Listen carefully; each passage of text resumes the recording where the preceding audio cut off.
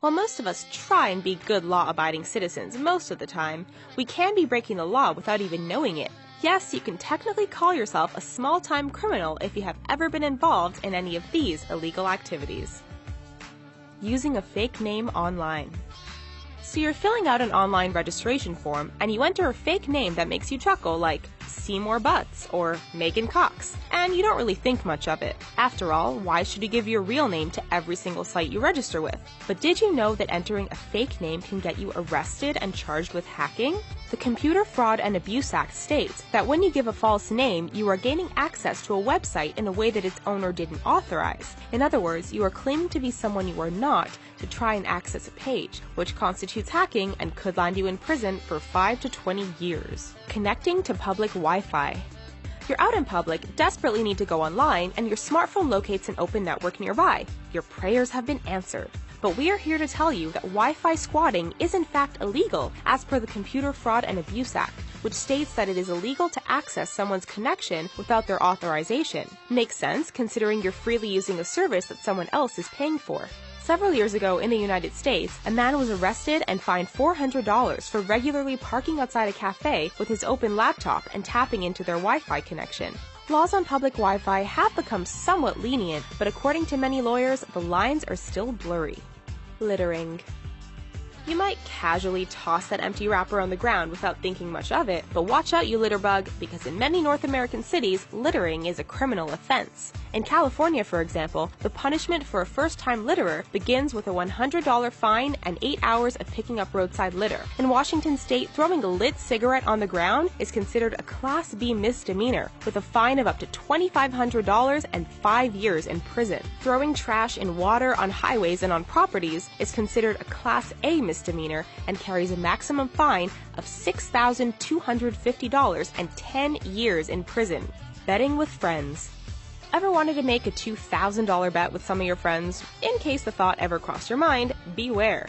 Did you know that it is illegal to bet $2,000 in one day within a group of 5 or more people? If you get caught, you're headed to the big house for up to 10 years. Who knew that a friendly bet could ruin your life? And if you think they take this law lightly, you are wrong. In 2005, a man named Sal Culosi was overheard betting the forbidden amount amongst friends in a Virginia bar. The person who overheard this just happened to be an undercover cop, and the next day, an entire SWAT team showed up at his doorstep and accidentally shot him to death.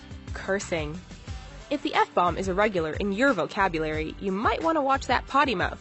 In many U.S. states, people have been arrested for using curse words in public. In states like Virginia, profane or indecent language in public is a Class 1 misdemeanor, and in 2010, a Milwaukee man was fined $500 after a police officer heard him swearing in casual conversation at the back of a bus. Apparently, swearing in public disturbs the peace and poses a quality of life issue to those unwillingly exposed to such profanity.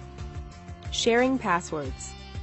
You may think you're doing something nice by giving your friend your Netflix password so that she too can binge watch her life away. And while we do believe you are a nice person, you're actually cheating the system by paying for one account and allowing access to multiple users. Maybe we can forgive you for giving the password to a close family member, but don't go spreading it around too much or you'll attract suspicion. Netflix has begun to find ways to stop people from password sharing. Sometimes if there are too many people trying to access one account, Netflix will say it's currently unavailable. This is definitely one instance where sharing is not caring, but stealing. Not claiming your eBay earnings. eBay is a fun online place to make money off items lying around the house that you simply don't need. And if you do your research and play your cards right, you can make quite the fruitful income. But selling on eBay works like a virtual store, therefore it is considered a business transaction between you and the buyer. This is why, just like any job, you must claim your eBay earnings at the end of every year. Not doing so is considered tax evasion. This law isn't strictly followed because people don't think of selling something on eBay as being real income that needs to be claimed. If you are one of these people, we're just warning you, don't be surprised if the tax man shows up on your doorstep. Writing disturbing material. If you write something that someone may consider disturbing, you can get fined and even end up in jail because of it. This law is something that can be all too easily broken, but it does make sense considering it is difficult to tell whether the person actually means to wreak the havoc they write about. And perhaps it is better to watch out for the kid who writes about a fake attack on his school, which is what actually happened with an Oklahoma high school student who was suspended and arrested after his teacher discovered said story. It is clear that this disturbing material law draws a very fine line, and you need to be careful what you share with people. Carrying a permanent marker. Watch those illegal school supplies, kids! If the cops decide to check your bag and find you with a permanent marker, they may have the right to haul you away.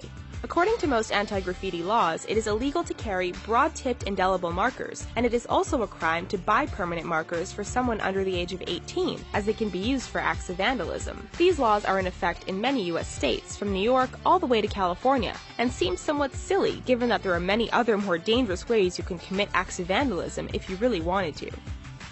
Come on, fess up, what have you done? Probably most of them, right? How do you feel about these illegal laws? Let us know down below, and don't forget to hit that little thumbs up button and subscribe to our channel for more awesome videos. Thanks for watching!